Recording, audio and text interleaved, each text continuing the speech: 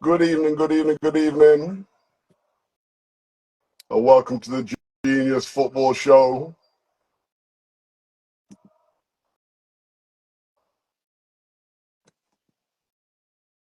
You're live in the studio with myself, Gene Sylvester, otherwise known as Genius, and my co-host, as always, Mr. Wayne Calder. What's good, Wayne? Good evening, Gene. Good evening, people. Good evening, everybody. It's been a while. You almost forgot your line there. You probably heard a bit of a different start to the show there. If you didn't recognize the song in the background, that was the Diogo Jota song. As I'm sure you've become aware, following the news over the weekend, Diogo Jota sadly passed away on Thursday morning, July the 3rd, after a fatal car crash in which him and his brother, Andre Silva, both passed away. So we thought we'd start the show off with obviously a tribute to Diogo with the now famous song. I mean, if you're an opposing fan and you didn't know the song already, you probably know the song now because you've probably heard it a lot over the news articles if you've been following the news about his tragic passing away. Wayne, what were your initial thoughts when you heard what happened? I think I was in a state of shock because it's not something that you expect. I remember I was at work and I'd been in meetings all morning, and then I was rushing to my next meeting, and then someone got me in the corridor, and I was like, "Wayne, you heard what happened?" I was like, "What happened?" He's like, "Jota's dead." I was like, "Which Jota?" He goes, "Liverpool's Jota." I was like, "What do you mean he's dead?" And then I took my phone out and I looked on socials, and I was like, "Whoa!" It just puts life into perspective. And I think like nobody knows when their time is coming. Nobody knows when they're gonna go. So it kind of like reiterates to us that we have to live life, appreciate people that are in your life, show gratitude for the things that you have, and just my condolences go out to the Jota family. His mom's lost. She only had two children, two boys, and both taken out in the one car crash. Like married 11 days before. Yeah, about that. Yeah, with 3 children. 3 children growing up without their father. It just puts the whole thing into perspective. Yeah, it really does. It really does. I mean, I heard the news obviously early on Thursday morning. I got something come up on my phone, and then my initial thing is, nah, that can't be right. No, that can't be right. I'm just like, okay, that must be some sort of I don't know, a hoax, and then I just started like looking for other sources to see whether there was any credibility in the news, and obviously the go-to nowadays, for credibility, even though sometimes they can be late with the news, was Sky Sports. So when Sky Sports started reporting it, then I knew there must have been truth in it, which is just,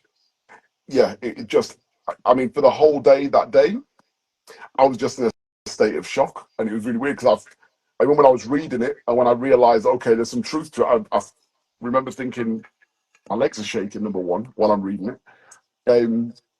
Then, like, as it started to come through, some of the details, the feeling that I felt like an imposter, in the sense that I felt like, I don't know this guy. I've never met this guy. I didn't say he never met me, but I've never met this guy. So why would I be so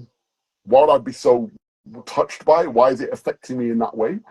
And I have to say, one of the things that I put on social media, I had to do a video about it because I just had to share my thoughts because I'm seeing obviously all the Liverpool fans and they're outpouring of emotion online. So when I did a video, and I did a video basically stating that as silly as I feel, because this guy is not somebody who is in my life daily, actually he is in my life daily because I follow a lot of the Liverpool content daily. I'll be watching Inside Training, the LFC TV put out there. I'll be watching the guys training, I'll be watching them. They do little, outtakes where they maybe play a little game, and it might be Jota and somebody playing a little game. One of the more infamous outtakes that they've been playing over the last few days since his passing has been around when he was going around the whole Liverpool squad with the FIFA stats, what their cards were in FIFA with their pace, and Ibu was really vexed about the fact that they only had 81 pace or something like that, and obviously the reason why obviously FIFA chose him to do it was because of the fact that he was such an avid FIFA fan. He was ranked number 1 in the world in FIFA rankings in the online game in 2021. Oh wow! I remember during lockdown. Don't you remember during lockdown when we were all killing FIFA just to kill time online? He was doing tournaments. He was doing tournaments online, so you could watch the tournaments, and he was getting through to finals. And I think he won the final that I watched. He won the final of the tournament that I watched. And he was like, "What?"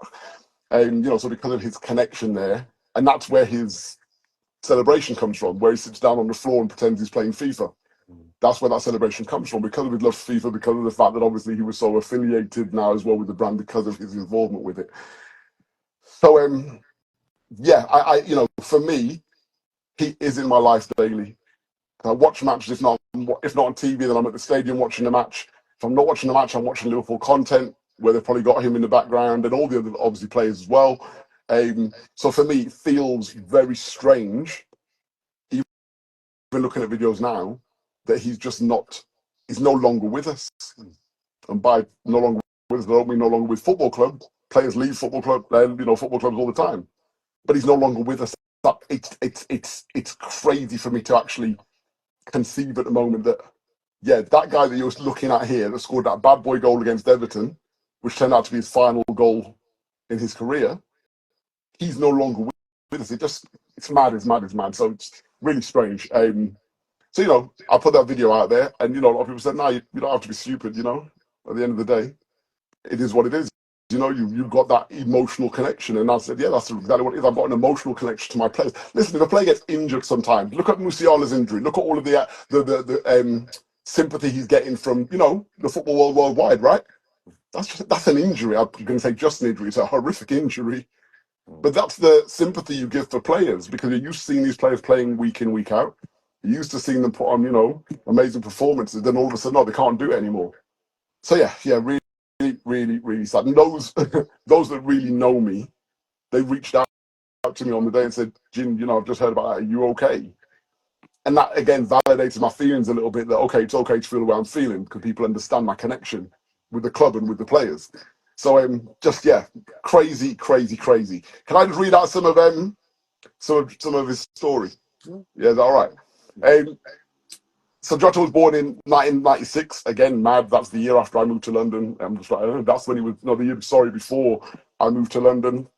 Born in a little town called Gondomar in Portugal. He played for his local club, Gondomar, for a while, between the ages of 9 and 17. The academy is now named after him. It was named after him in 2022. Obviously, what he's probably gone on to achieve. Maybe I think he's probably the player that's gone on to achieve the most that's come out of the academy there. He joined Pacos de Ferreira youth team in 2013, having been rejected by a lot of bigger clubs because of his small frame. He had a small frame that said, you're not going to make it in professional football. So he didn't get a move to the maybe bigger clubs that maybe had been touted for him up to that point. But he moved to Pacos de Ferreira. First appeared in the Premier League for their first team in the 20th of February 2015. Scored his first goals in the Primera Liga on the 17th of May, netting a brace and a 3-2 home success, and becoming the youngest ever player to score for the club in the process, in the top tier. In his second season at the club, the then manager, Jorge Simão, said that Jota would be the successor to Cristiano Ronaldo. So they had high hopes from him. Yeah, they had high hopes from a young age. In 2016, March 2016, Jota agreed a 5-year contract with Atletico Madrid. Never played a game for them, as they loaned him straight out to Porto, FC Porto, which wasn't far from his hometown, and also where his brother, who unfortunately really sadly passed away in the same accident, he was already there at the youth team. So they played together at Paco de Ferreira, early on. They both came through that academy, and then they linked up again in the Porto team. But again, Andre was in the youth team, and Jota had gone into the first team there. Scored his first. Oh, sorry, where am I? Sorry. Yeah, scored first half hat trick in a 4-0 win away against Nacional on the 1st of October after he joined Porto. He also took part in the UEFA Champions League, where he scored his first Champions League goal in the competition on the 7th of December in a 5-0 home victory against Leicester City. So that would have been just after they'd won the Premier League, which is crazy because again, you look back at that doesn't feel so long ago. But then when you think about Jota's story, that feels like that must have been ages ago. Yeah. You know what I mean? I don't even remember him playing for Porto, if I'm honest with you. It's only when I started to see the photos of him and his brother in a Porto kit that I thought, oh, right, he played for Porto as well. I didn't even know. In 2017, so he spent about just over a year at Porto. 2017, he was loaned out to Wolverhampton Wanderers, obviously in the Championship. The deal was eventually made permanent in January, so he joined in like July 2017. They made it permanent in January 2018 because obviously they saw the talent they had on their hands.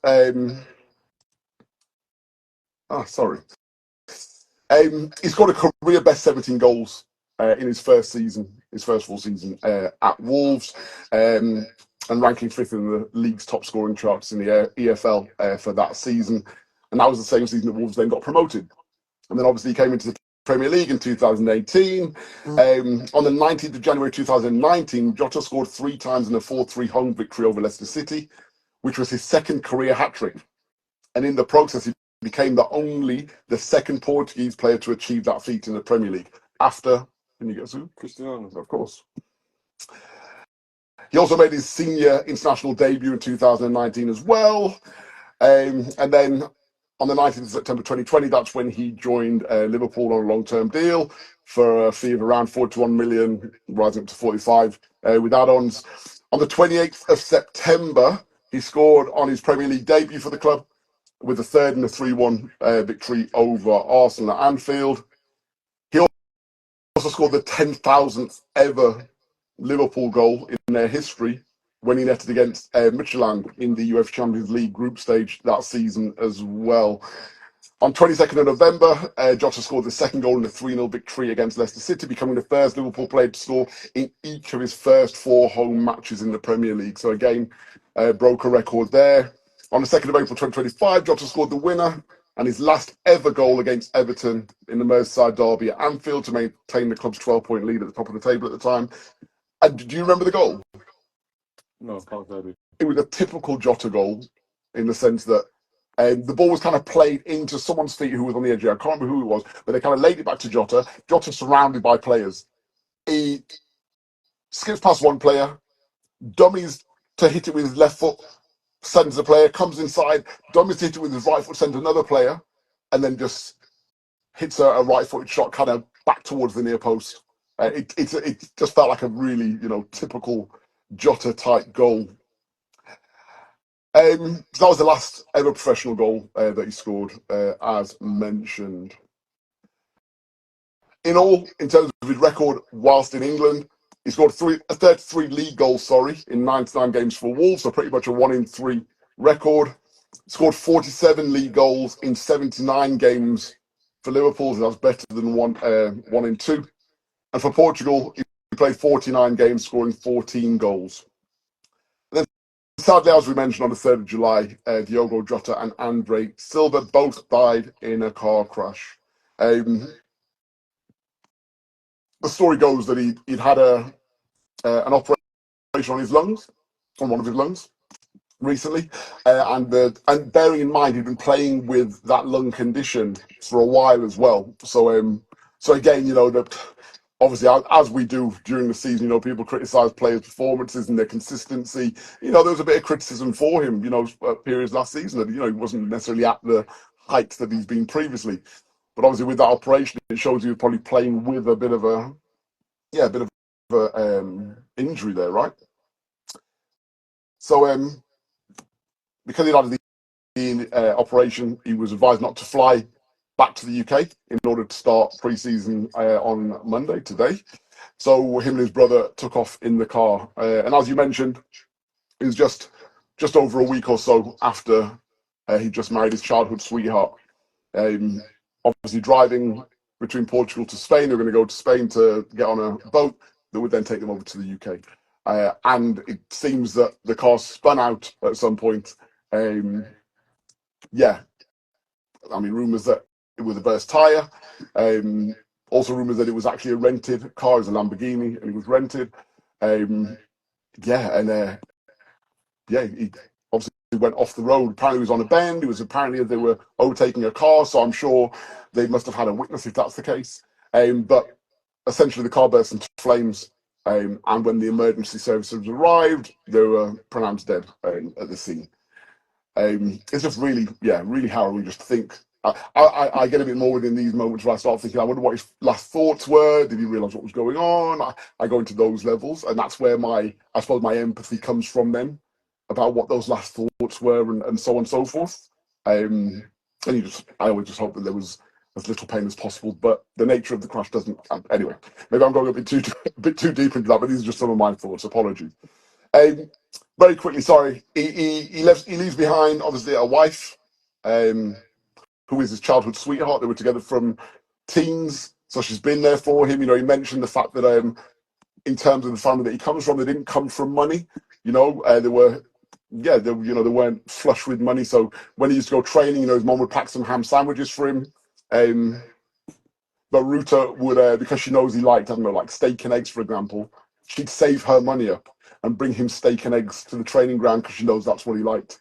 Yeah. So this is a real romance. It's been there from day one. From day one, regardless to which way he would have gone, she would have been there. Yeah. And she stayed there, obviously. The pair shared three beautiful children. They became parents initially in February 21 with their first son, Dennis. Their second son, Duarte, arrived in March 2023. And then that was followed by the birth of their daughter in November 2024. Obviously, over the weekend, again, you may have seen the footage, but there was a funeral service for both brothers, Diogo and Andre, that was held on the 5th of July in their hometown of Gondomar. Awful scenes, obviously, having to look at the grief being suffered by the mother. A lot of people suggested that the funeral should have been private.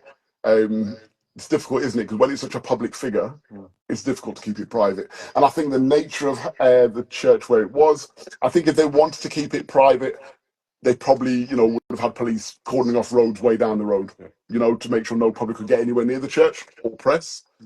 But I think the type of guy that Diogo was, and I've heard many people talk, from his hometown about the fact that whenever he was back home, he'd always pop in and see, the guy at the cafe, or, he'd go and see just some of the regular people, that he knew from his childhood. So I think maybe the nature of him and his brother and maybe the connection they had with the local community, I think that they probably made a conscious decision to make sure the local community could be a part of it, from a distance. But they were, pretty much on the road right outside the church. And as the church pulled up with the two coffins, all of the crowd that had assembled, they all went down on a knee, when they pulled up at the church. So it was all very respectful, but very difficult. Very difficult. Yeah. So really sad, really sad weekend. Have you ever heard of this? I'm trying to think of other football. Remember Mark Vivian Foe dying on the pitch, nonetheless, right? From a heart attack, yeah, which was also extremely sad. And I think again that shocked the world. I think in a very similar way, especially the fact that it played out in front of the cameras, essentially, right? So it's not unprecedented in world football. Jose Mourinho also spoke about a player in one of the teams that he managed that also passed away from a car crash years back. I can't remember the name of the player though, unfortunately. So it's not unprecedented, but I don't know. For me as a Liverpool fan, it just feels like it hits super hard. Yeah, and not to say that we should have any tribalism in terms of when it comes to this type of thing. However, I think just the fact that we do feel like we have that really close emotional connection with those players, that's where I think that just really hits hard. Ruud Felipe, thank you. 26 when he tragically died in a car accident in 1994. 1994, God, that's going back here. That's right. So yeah, so it's not. And then you kind of look back to like Brendan Baxton, one of the 3 degrees, Laurie Cunningham, Yeah. when he's in Real Madrid, Mm, and he died in a car crash, and that was a national yeah, disaster. yeah. I mean, it kind of brings you up to modern day where you think of Antonio, Yeah, and exactly. you see the car and you're like, wow, how did How did he escape? Yeah. But Jota didn't have that. Exactly. Unfortunately.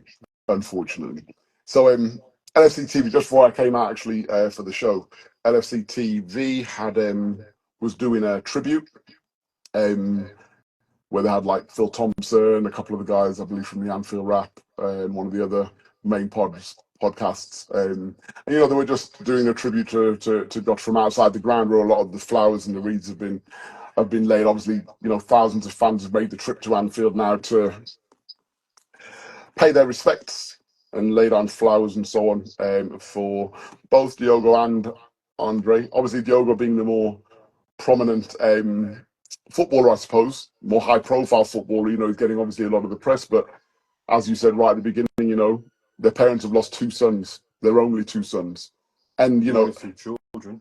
They're 2 children exactly. And as much as I talk about how shook I was, it's obviously nothing. It's a drop in the ocean in comparison to what they're feeling, what his wife is feeling, Root, what the children will come to realize if they haven't already fully understood, the kind of the gravity of what's happened, and also Andre's partner as well. Really, really, really sad moment. Obviously, a lot of the Liverpool team squad were over at the funeral, as were a lot of other footballers. I saw Bruno Fernandes there, Bernardo Silva, Fabinho, obviously ex-Liverpool player, and also Thiago. So, a lot of footballers and a lot of other Portuguese footballers were there also for the funeral. Liverpool were due to go back to pre-season today. They were due to actually go in for tests, like fitness tests on Friday, and start pre-season today. But obviously the fitness tests and pre-season today have been postponed. So it looks like the club are going to be back in pre-season tomorrow. I'm sure there'll be some sort of consultation in the morning as a group for them to, do a sense check on how everybody is. They're supposed to have their first pre-season game on Sunday against Preston, which is going to be aired live on ITV1 for the first time. The pre-season game, I think, anyway, has been aired on ITV. I'm not sure. But either way, I think they're going to make a call on that, obviously, once they've kind of like assessed the group and assessed where everybody is. And, you've got the trailer thought that some of them would probably just want to get back to football. And, that helped them kind of take their mind off and also help them to kind of heal, getting back to what they know and love. There's others that, when they hit the dressing room, they'll look at Jota's face and say, and probably break down again, right? Well, if you look at is it Al Hilal game with Yao Cancelo and Ruben Neves. And Ruben Neves, obviously those guys were at the funeral as well. They flew over like straight after the game for the funeral. And Ruben Neves was really good friends with Diogo. They were all at Wolves together, weren't they? Correct. And I think even Porto, they might have been together as well. So those 2, you can see there's a real connection there. Andy Robertson seemed to have a really close relationship with him as well. He called him the most... Max Scout. Mac Jota. I said he's the most British, non-British that he's ever met because he loves his darts and snooker and horse racing and things like that. And Kelleher also spoke of his connection with him again because of they're sharing the same similar passions like that as well. So yeah. I think so even Kelleher, I'm not sure if he went back to, because I know Brentford started their pre-season training. I'm not sure if Kelleher was there.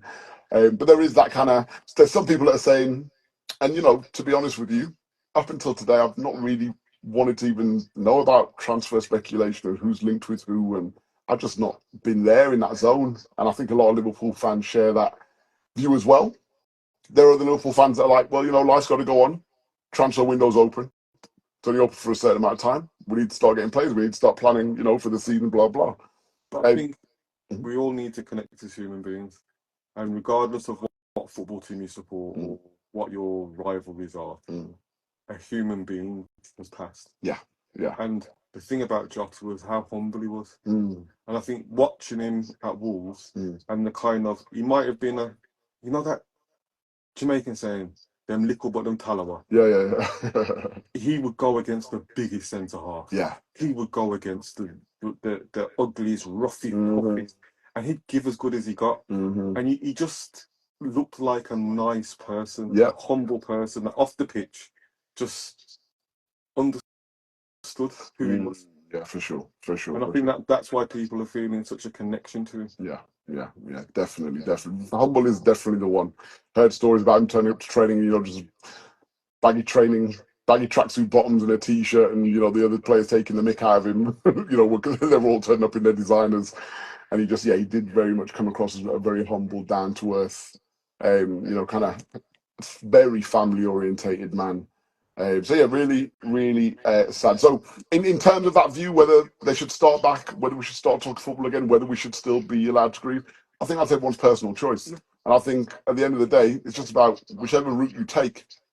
It's not for others to tell you that's the wrong way to do it, because some people will deal with grieving by jumping back into the transfer talk. That's the way they can kind of bring some sort of normality for themselves back into the situation. Some people, will be, deeply affected by it. Maybe, a lot of people say, yeah, but it's not like a family member, because, yeah, it's not, but, it may bring back memories of family members passing. But this guy was in your living room. That's my point. Saturday, That's my point. That's Sunday when Liverpool are playing and he's playing. You know what I mean? And if you're an avid football fan like yourself, you might only be watching it on YouTube, whatever platform you're watching it on. But it feels like you're there with them. Exactly. You feel like you've got that connection with them. Correct. I gave the analogy that I have second and third cousins across the globe, who I don't see daily. I don't talk to daily. They don't impact my life daily. Jota impacted my life daily, at least every 2 or 3 days. But if I'm doing, let's say, my usual scouring of new LFC content, I'll be seeing them, in and about the training session. So as I say, it's for those people to grieve how they want to grieve. Everyone has a different emotional connection to a football club. Everyone has a different emotional connection to their players. Some people just turn up on a Saturday to watch the games. Some people live the club from Monday to Sunday, regardless to whether there's games on or not. I think it's for those people to make their decisions to how they want to grieve. It is 10:30. We are going to go for a quick break. We'll come back and talk a little bit more about Diogo Jota. But we're just going to go for a break now. Stay tuned and we'll see you on the other side.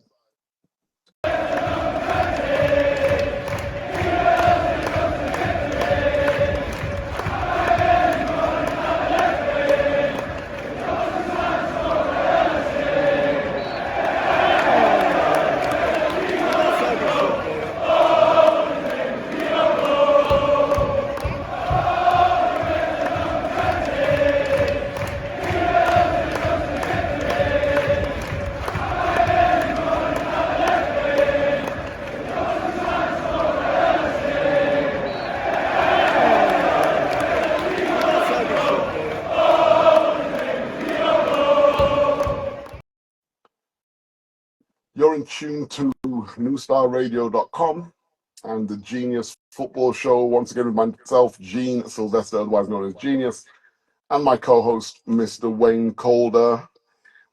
The first part of the show, we were just, we did a little ode to Diogo Jota and Andre Silva, who lost their lives, obviously, on Thursday, I should say, sorry, just Thursday, the 3rd of July. The funeral obviously just went over the weekend, where they were both laid to rest in the hometown of Gondomar. From the show, we just want to wish our sincerest condolences to, obviously, the family, his wife, his children, his parents. We cannot even imagine the grief that they are suffering currently. Really, really awful time for the family. The club have, I believe, decided to honour the remaining 2 years of Jota's contract that will be paid directly to the family, which is really, really beautiful to hear. The club supporting them in that way. I've also heard stories that potentially they may have also offered to pay for his children's education and tuition fees, I believe, up to the age of 18, which is really heartwarming to hear also. And again, I'm not sure if it's been confirmed as yet, but I know there's a lot going around that they'd be retiring the number 20 shirt at the club.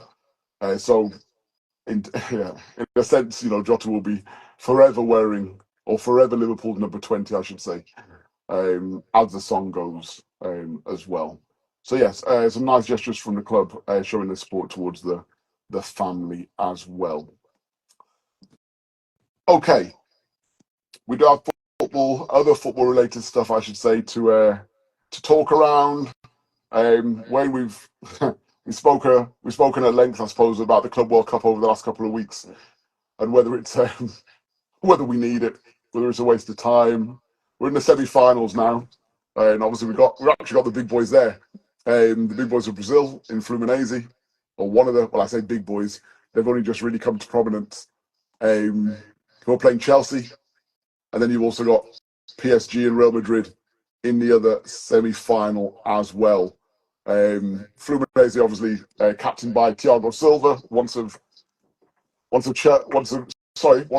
Chelsea and PSG. So he could well be playing against Chelsea in the semi-final, one of his old clubs, and then PSG in the final, his other old club where he spent most of his glittering career. So what have you made of it so far, Wayne? I know last time we spoke, you hadn't really had a chance. I think it was literally after the first week, I think we spoke, and you said you hadn't really had a chance to look at any of the games. So have you had a chance since? I think since me and you had that conversation, did I promote it to you? Yeah, you did. Good. Because let's put it out there from the very get-go. I'm a big fan of the Club World Championships. And the reason why I say that is because when you're talking about the World Cup and you talk about national teams are limited by players that are eligible by nationality. Mm-hmm. But in terms of clubs, there's no such limit. You can go out and assemble the best squad of players that your pocket can build. PSR allows you to. Don't say that to Chelsea. Don't say that to Man City. They don't operate. Real Madrid don't operate. Barcelona don't operate in that. Well, to be fair, Real Madrid have just started telling players to run down your contracts and we'll get you for free. Apparently, Ibu's the next one from Ibra Kanate from Liverpool's the next one, apparently.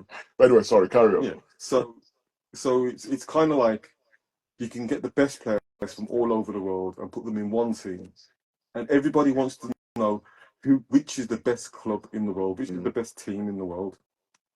I do actually think there's an appetite there potentially that it could become more popular than the Champions League globally. Mm-hmm. And we've got the World Cup for national teams, and then you've got the Club World Championship. So I do think it's going to be a huge tournament. Yeah. And I think, considering FIFA governs world football and UEFA governs European football, I don't understand how UEFA are able to make more money than FIFA. Yeah, and I think that's just down to the frequency of competition, right? So FIFA obviously make a bag of money off the World Cup, but it's only once every 4 years. Correct. So but then FIFA they have the Euro Championships every 4 years. UEFA. Yeah. FIFA, I was like, no, UEFA, yeah. UEFA Championship every 4 years. So they're making money from that. Every 4 years. But then they also have the Champions League every year. Which is the real money spinner. Right there. Exactly. So for me, I'm looking at that Club World Championships. That's the direct rival to the Champions League. Indeed. So everyone's talking about, it's too much football and how can you fit it in to give the players a break? Inevitably, in my view, it's going to be one or the other. It's either going to be Champions League or World Cup Championship. You see, I think doing that robs us of an amazing product that we have in the Champions League. I don't think the Champions League should be the one to drop out. So one of my views were in the early days of the Club World Cup when it first started, people saying, but players, they need time to rest and so on and so forth. Totally agree. I'm not saying that you shouldn't get time to rest. However, one competition I think we could do without is the Nations League. Now, if they remove Nations League fixtures from the yearly calendar and give players either a rest in those weeks, or you play through, your normal domestic fixtures in those weeks, meaning the season could finish earlier, so you do away with some of those international breaks in a Club World Cup year leading up to the Club World Cup. So therefore, the players do get a break at the end of the season.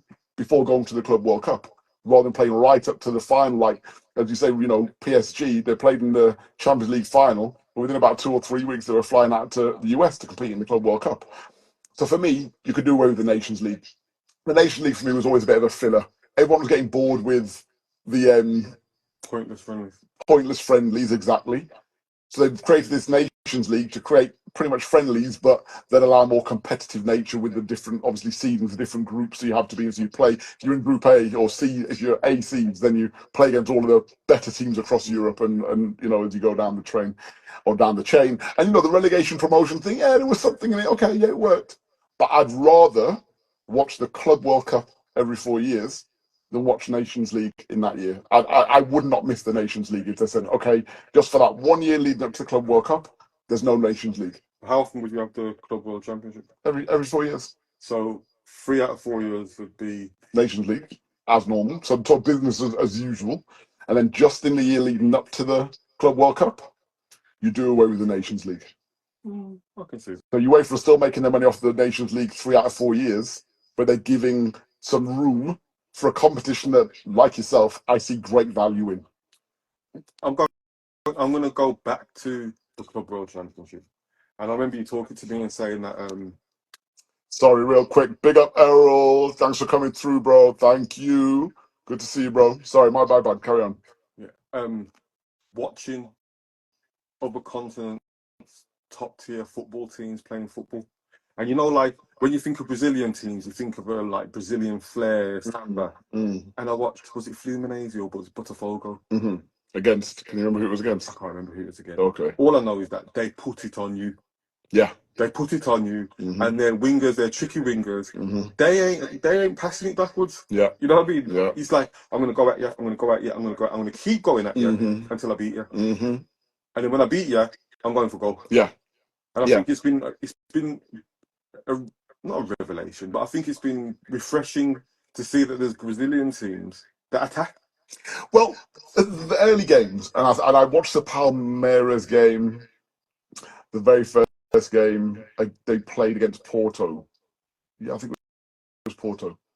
And what I saw in Palmeiras that I, maybe haven't seen in European football for a while was just a desire to go forward at every opportunity. What I saw in Palmeiras was old school Brazilian football, played at that walking pace, and then when they get in and around the box, they kind of speed it up again. You know what I mean? Yeah, as they get around the box, especially with the the weather temperatures out there. The weather conditions. It's been silly temperatures out there. So to a degree, the Club World Cup, probably the conditions anyway, favoured maybe the South American teams more than it did the European teams. And you can really see how those South American teams manage the heat in terms of slowing the game down when they need to, and then quickening it up when they need to as well. But as you rightly said, it's really good for me anyway. One of the things that I made note of was that it's great to see a couple of South American teams that made it into the latter stages. So you did have Palmeiras, who made it into the quarterfinals. They obviously went out against Chelsea, which again was a really good test for Chelsea. They won the game 2-1. They needed an own goal to get through. Palmer scored one of the goals. And then Chelsea new boy, who was still at Palmeiras, but due to join Chelsea, obviously this month, Estavo, he scored the other goal against his future, or if you like, current employers. So that was quite nice to see. But again, coming back to what you said earlier on, it's this thing that we've never had the opportunity to see the best of Europe play the best of South America. For example, it's not just in competitive, it's the whole. I know, but that's been one of that. Those seem as the two probably most, and it's been proven by the last four of the competition. Those are probably your two most competitive regions, right? Europe and South America. South Americans lose players to the European teams all the time because of the money in Europe. But what the South American teams are showing is, well, we can still hang with you, even if we're selling all of our best players to you. Look at the players that we're just producing off the, just like that. Do you know what I'm saying? It's off the like conveyor belt. You buy one Brazilian winger. Yeah. There's another 10 in the league still that could do a job. Correct. And you was talking to me about, was it a 35-year-old winger that was? Yeah. I can't remember his name. I think he was playing for Palmeiras. But it might have been Botafogo. I can't remember. But he came on, and when the commentator said 35, I was like, who they're talking about? He can't be that guy. It's like how he twisted people up, you know what I mean? And he scored a goal. So I think it's great. As you rightly say, it's not just South America and Europe. South Africa had a team in there. All continents were represented. Sunrise, I can't remember the full name. Something Sunrise. Something Sunrise. Aurora Red Diamonds. Apologies about the pronunciation. You had, I know, tell me about it. You had ES Tunis from Tunisia. You had Olsen Hyundai, which I believe was from Japan. Really? Just guess that one. Was it Japan actually? Is Hyundai Japan?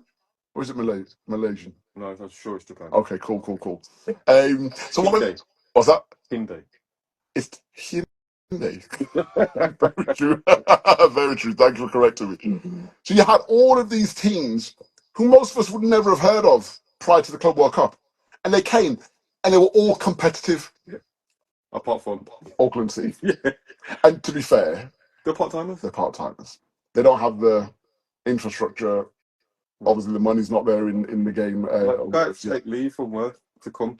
Yeah. You know what I mean? Unpaid leave to come. But again, what an opportunity for them to be able to come and test their wits against some of the best in the world, right?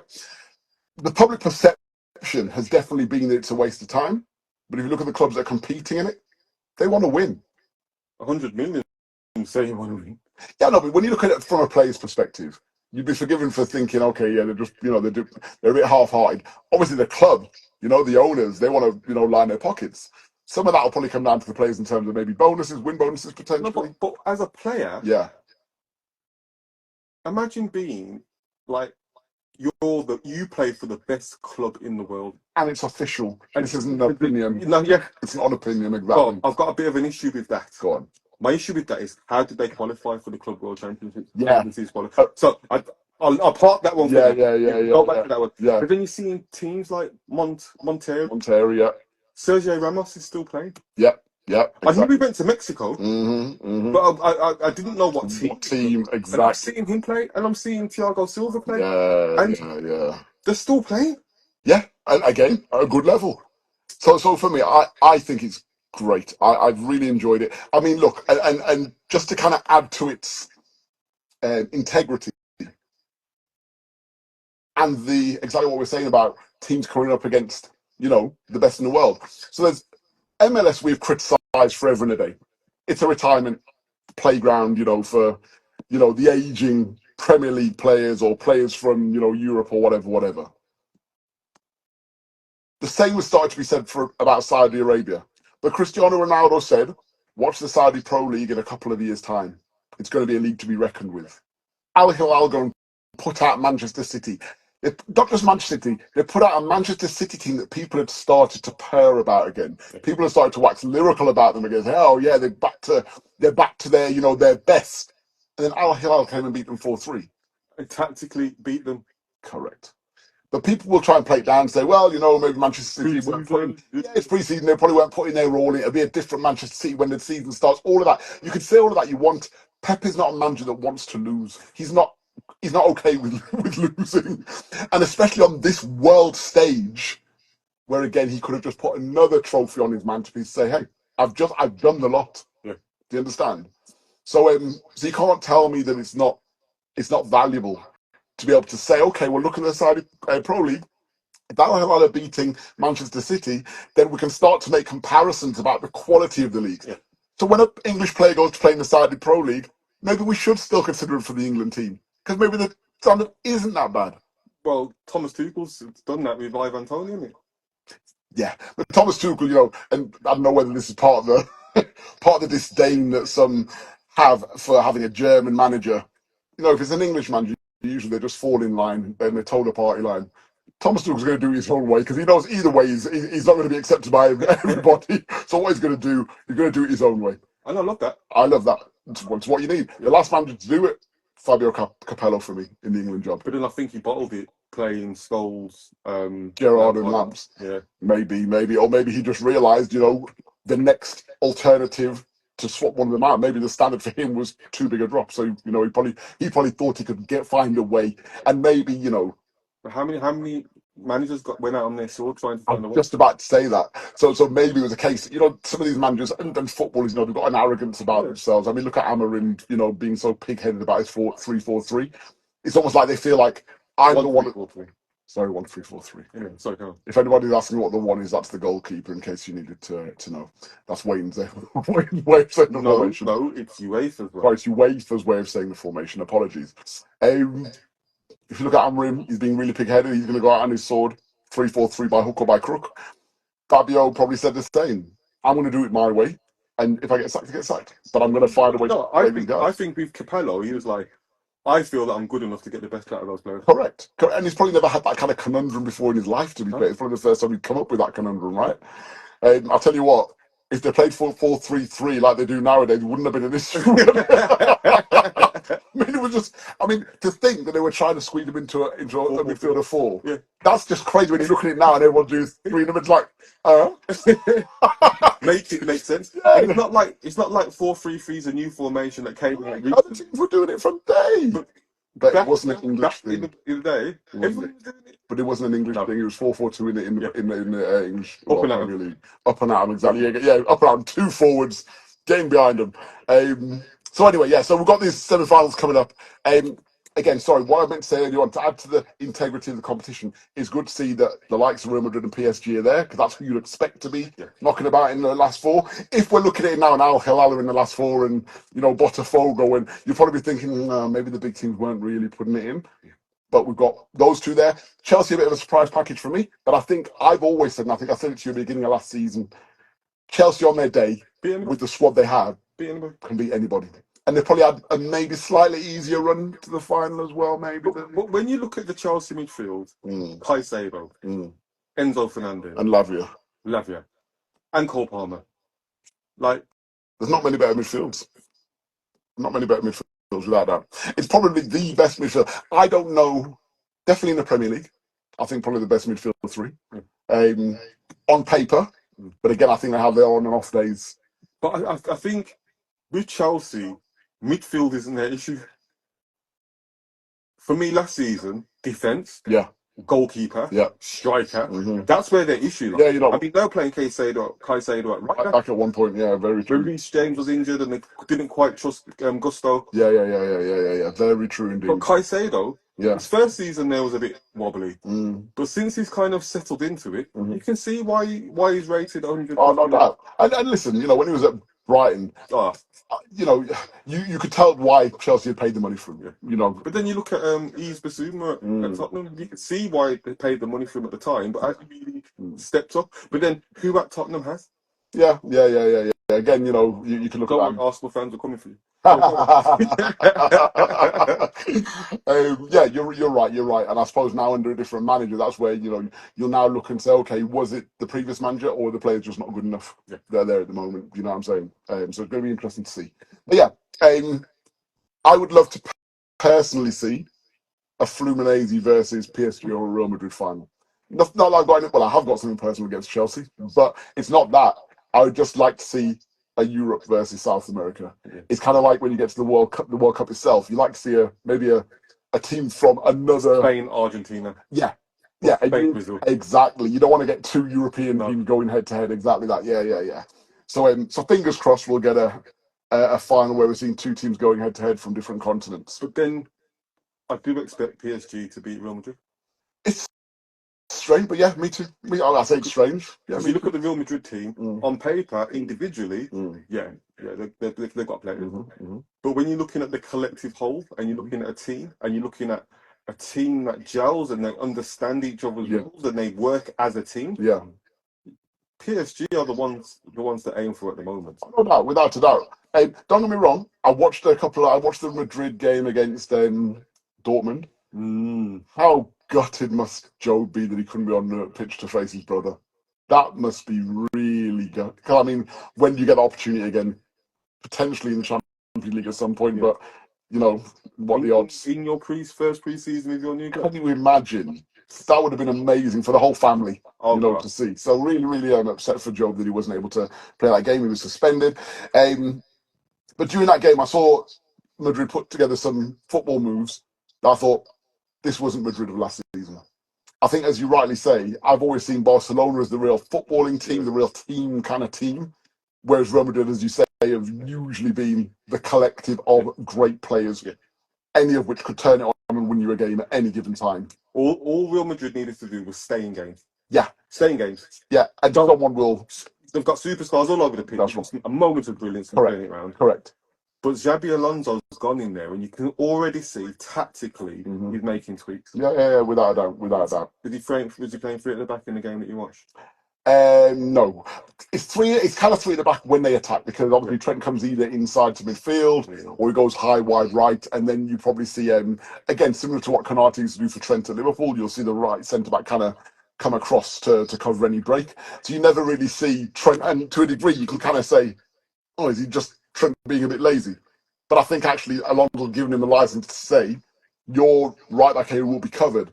So it's not for you to say you've got to break your neck to get back and cover that position. Maybe he'll then be saying, as you're tracking back, pick up a midfield runner or something along those lines. Brother, when they play PSG, I'm telling you.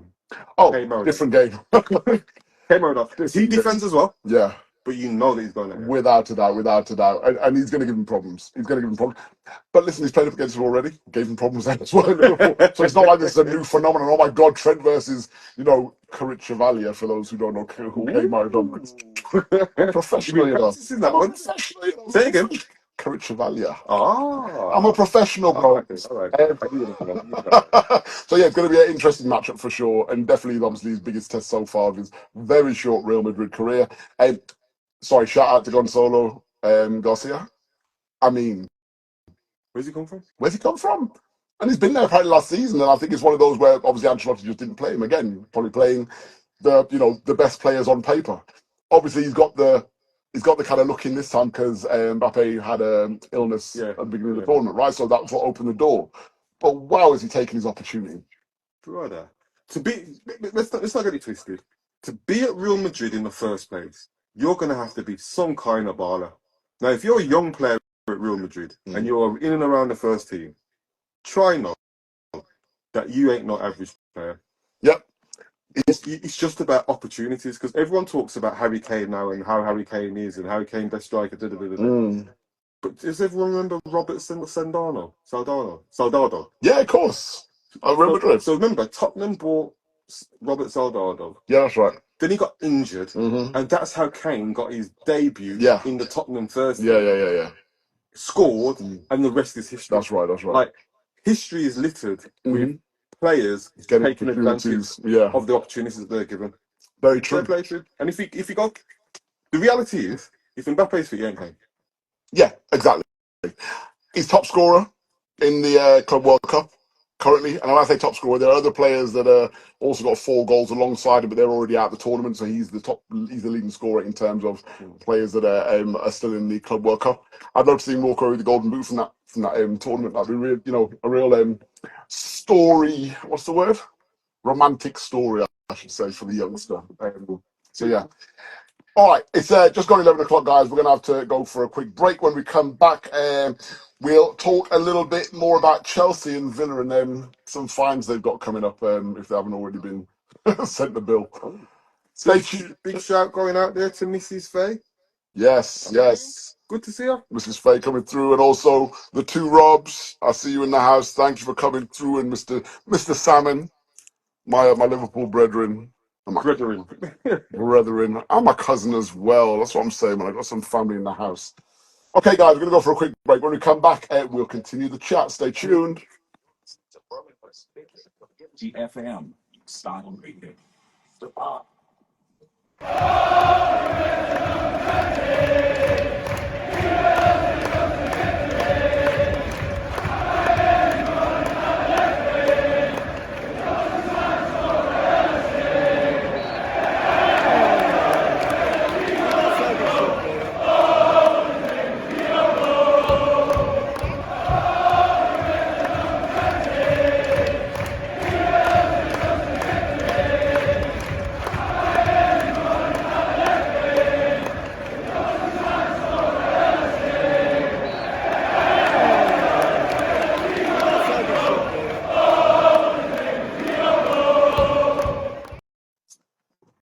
That was James Webster in background, a well-known musician with the Liverpool fans, and that was his rendition of the Diogo Jota song, "Oh, He Wears the Number 20."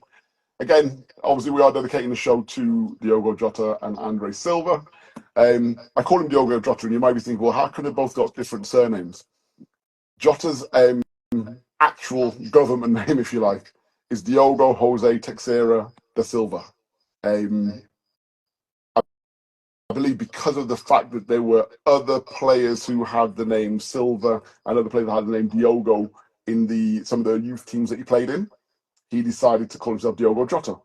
Jota apparently is Portuguese for J, essentially, the letter J.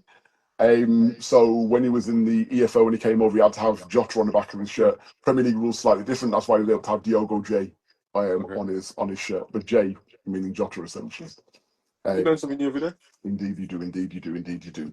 So yeah, obviously, as you'll already know, they passed away on the 3rd of July, as we are dedicating the show to them and their families. Once again, sincerest condolences to the Jota or Silva family, I should say, actually, as I just mentioned there. Okay, we were talking about the Club World Cup Championship just before the break.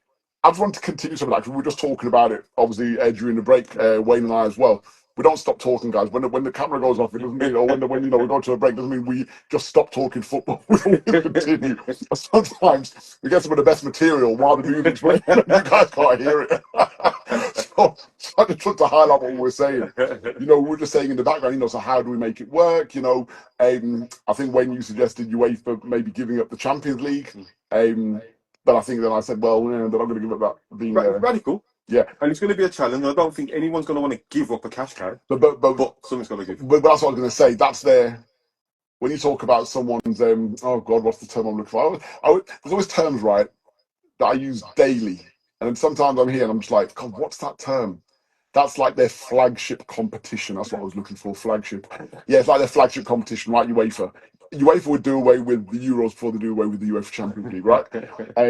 So that's what I'm saying. I think for me, the Nations League is the one that is the most viable sacrificial lamb from their perspective. Yeah, I hear that. And that just to create space in the season then for teams to get their games played, potentially finish the season by the end of May or even earlier, even actually beginning of May, without those international breaks slitted throughout the season. But realistically, you could finish your league by ending of March, beginning of April. Yeah, if you take out all the nations. International breaks. Exactly. But then you could have a break for the break, exactly. And then you can go into and then you could put it exactly, or even earlier, start the Club World Cup, because then they've got the break then afterwards before they go back for pre-season as well, right? So, they're solutions. I suppose it's just a matter of whether UEFA and FIFA can come together and actually. From what I've seen, I can't. Yeah. Well, Fantino at FIFA. Yes. He doesn't seem like a guy that wants to compromise. Well, he's not the one that needs to compromise, is it? Because UEFA the ones holding all the tournament slots. So it's UEFA that need to compromise. When you say that, yeah, FIFA are the world governing body, UEFA are the Europeans. Indeed. So in terms of hierarchy, FIFA are really the You're not wrong. You're not wrong. Listen, UEFA may want some sort of, I'm sure if they were compensated. But there's going to be some legal, in one of those contracts, there's going to be something about if this is ever done. Yeah. Remunerated above and beyond what its actual value is. Correct. You're not wrong. All right, guys, it's quite a serious show tonight, actually, isn't it? I want to go on to another serious topic, actually. It had been reported on the 4th of July. This is last Friday. Tomas Partey, Arsenal's now ex midfielder, as of the 30th of June. What was that? All of 4 or 5 days before. Had been charged with five counts, of rape and 1 count of sexual assault. Now, just to put it all into context, Tomas Partey joined Arsenal in the summer of 2020. The offences that he's being charged for took place between 2021 and 2022. The offences also are across 3 different women. So there were 2 rape allegations or 2 rape charges for one lady, 3 rape charges for a second, and 1 sexual assault for the third. I've heard one of those ladies potentially may have been his wife, or yeah, maybe now his ex-wife. I would assume. He was first arrested in July 2022 for this offence. Now, there was word, I remember back then, of a footballer being arrested in Hertfordshire, which meant that you had quite a small, I think they might have said a Premier League footballer in Hertfordshire. If you say Premier League footballer in Hertfordshire, more than likely going to be Arsenal or Tottenham. Hertfordshire is kind of like, they're where a lot of the Arsenal and Tottenham players and management usually live. Not to say that you can't have Chelsea players living in Hertfordshire, of course you could. But if you were if you're a betting man, then you probably bet that it could be someone from one of those clubs. So it became a bit of football's worst kept secret, if you like. I remember being down at Crystal Palace versus Arsenal, and the Palace fans were singing a song, saying, she said no, Partey, she said no, oh Lord, she said no. Right? Now, I remember thinking, what are they? And they were singing to him for ages. I remember thinking, what are they singing? And eventually I went online to see what, they were singing, and, it came about what they were singing. But I've heard nothing about any allegations, against him at that point. Now, Partey and through his lawyer, has since come out and made a statement stating that he denies all charges and that he's looking forward to clearing his name, having his day in court, essentially. I believe the court date has been set for the 5th of August now, the court hearing. But there are questions around the timing of these charges coming through. You mentioned it yourself. Contract expired on the 30th of June, and then the charges 4 days later were charged to Alex Partey, who was obviously now a free agent, essentially. And just to be clear, 30th of June isn't just the expiry of Partey's contract. 30th of June is when all football contracts expire. If they come to the end of the contract, exactly. Yeah, it's usually the 30th of June or 1st of July is usually when a new contract would start. If they start a free contract. Yeah, exactly that. So there is a question around the timing. Arsenal themselves as a club have been questioned, and obviously Mikel Arteta as well, obviously having, making team selections, have been questioned around whether Partey should have been played during that period when the allegations were clearly, or whether there were clearly charges coming to a degree. When we say clearly charges coming, the CPS have been doing their investigations between 2022 when he was arrested and the current date. And they say, with these types of allegations, the investigative process is quite it's a difficult one. It's a technical one. It's not one that you're going to be able to investigate in a few weeks and then come to a conclusion to whether you can make charges. Again, I suppose depending on the evidence available, right? So my understanding of the legal process is the police have to provide the CPS with the evidence, and then the CPS make a charging decision whether they're going to charge or whether they're not going to charge, and the charge has to be in the public interest. Yes. So for the CPS to proceed with a charge, there's got to be a reasonable expectation that there'll be a conviction. There's going to be a conviction, otherwise they won't waste the time. They're not going to waste their time. Yeah. Now that process is supposed to be independent, and no one is able to influence that because they're independent. The CPS are independent of the police, but it just smells a bit funny that your contract expires on the 30th. You got arrested in 2022, and then 4 days after your contract expires, you get charged. Especially knowing that it was the worst kept secret in football. Yeah. Anybody that watches football, is close to, kind of knew that these allegations were hanging over him, and there was a potential charge coming, as you say. So the club definitely knew. Arsenal, obviously, they continued playing Tomas Partey. But is it a case of innocent until proven guilty? Thank you very much. What are Arsenal's moral obligation in that situation? To humanity, is to take him out the firing line. They could have used any excuse in the world. Take him out the firing line for? He's been accused of rape and sexual assault. he could have been suspended, could be put on gardening leave. Mhm. They didn't need to tell us why, but they could have done something. Is I think it kind of, how would your female supporters feel? How did the Arsenal female supporters feel knowing that they allowed a suspected rapist to represent their club, particularly in this era of heightened awareness of violence against women? exactly, and I think that's it, right? And I know there's actually an Arsenal affiliated group. I can't remember the name. I do apologise. Please forgive me, but it's a group that's named something along the lines of Arsenal Group Against Domestic Violence. Yep, domestic violence and abuse, something along those lines. So they've already aired their concern and condemned the club for how they've managed the situation in terms of both continuing to play Tomas Partey with these allegations hanging over his head, as well as the fact that Mikel Arteta has still been talking very favourably of him. Apparently, a couple of months ago, they were still looking to negotiate a new contract with him. Did you see the interview where he says the level of his performance is still very high considering what he's been going through? Yeah. And then all of a sudden, everyone's now looking back and thinking, actually, was he referring to this? Well, it's funny because I watched the interview, and the interview says that, but then he follows up straight after as well. He goes like, considering what he's been through and with injuries. So it's almost like, sorry, are you referring to the injuries or are you referring to something else? He said, with what he's been through and the injuries, he said. So it's like, is that Arteta's English? Does he mean what he's been through with injuries or what he's been through and also with it?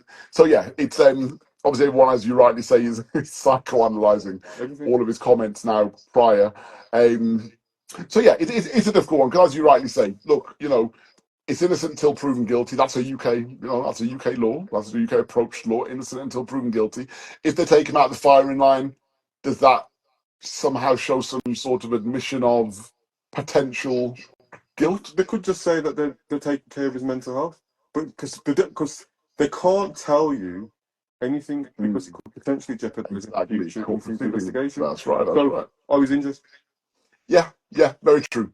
That's what normally happens. Yeah. There's going to be a gagging. There's normally a gagging order on these types of things. Exactly. You're not allowed to report on it. So with that, then. Yes, I think there was a gagging order. But anyway, sorry, go ahead. So with that, then, yeah, me too. Just yeah, it's way too coincidental, the timing. With that, then, are we saying that they should have taken him out the firing line?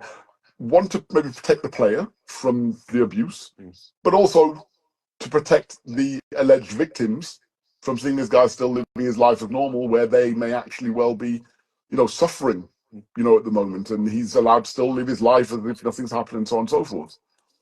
Other similar cases, we spoke about Benjamin Mendy at Manchester City. When those allegations came about, I believe Manchester City. I can't remember. I have to have a look.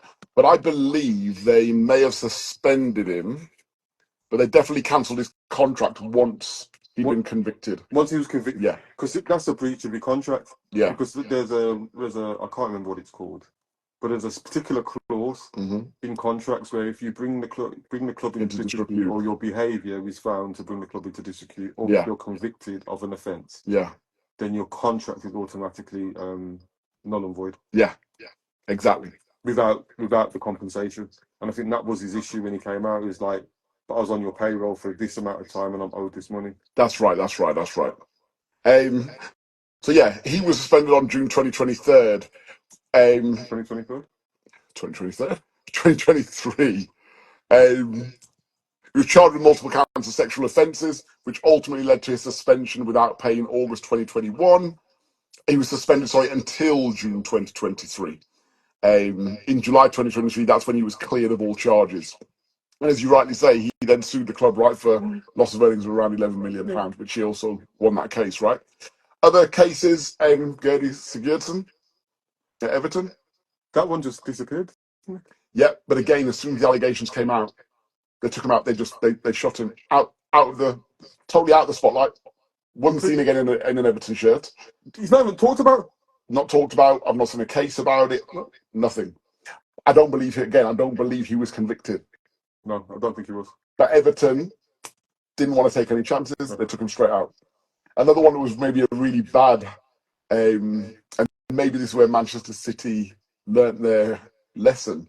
Do you remember the young winger Michael Johnson, not Mike, Adam Johnson? Adam Johnson, I think. He was at Manchester City Yeah, he was. as well. They played him right up until the point of conviction, I believe. Yeah. And I think they took a lot of pelters for that. And that was for, That was for paedophilia, wasn't it? yeah, for underage, yeah. I think grooming and having an intercourse with an underage, with a minor. So very, very serious offence as well. So I think they took a few pelters for continuing to play him during that process. Maybe that's what then kind of prompted them to maybe act a bit overzealous, maybe with Benjamin Mendy. Who knows? But there's a couple of questions here. As you rightly say, a footballer who should be, allowed to, should be allowed the novelty of abiding by the same law that we do, which is innocent until proven guilty, should still be able to operate in the same way he has done, surely, at least until the hearing starts, at the very least. Because ultimately, if we don't go down that route, and if we don't follow that route, are we not opening up a potential can of worms for people just making really random allegations and people just to ruin a footballer's life and just to impact on a footballer's life because maybe a footballer rejected them, or I'm not saying that's what this case is. No. What I'm saying is we have to have some sort of sensibility around it to ensure that it doesn't become a free for all, right? As you rightly said, Benjamin Mendy in the end wasn't convicted. No, found not guilty of 6 counts of rape. Right. Ched Evans. Yeah, you were talking about Ched Evans. Ched Evans. He not went convicted. Yeah. Went to prison. Was released from prison. Yeah. Appealed his conviction. Had the conviction thrown out due to evidence that was not presented in the original trial. And then he turned around and he sued his original legal team and won that case as well, because they're saying that he wasn't represented in his first trial fairly. Wow. Because everyone's got the right to a fair trial. Yeah. And he's saying because this evidence wasn't submitted and the jury weren't able to hear it, it wasn't a fair trial. Wow. You see? So, and then he was talking about him. I saw an interview with him where he was saying that you can't give him back what he's lost. His reputation was in tatters. Yeah. Everyone's accusing him. He was guilty before he'd even gone to trial. Then when he served his sentence and came out, nobody in football would give him a job. Yeah. We don't know what the end game is. I'm not sitting down here and saying that anybody's guilty or anybody's innocent. We'll let due legal process follow through, and we'll go with what the outcome of the court is. Correct. Exactly that. Before you've gone through that process, is it right for us to condemn them?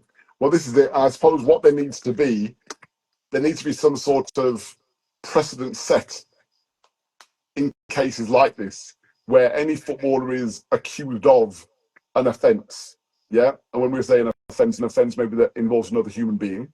I'm not sure how they can package it, but you'll probably say, okay, well, if it's a driving offence, then it's not as as long as they haven't killed somebody through reckless driving or something, then maybe you'll say, okay, well, if it's just a driving offence and he may, lose his license, then maybe that's not something that is necessarily in the public interest to say they shouldn't be, in the public domain.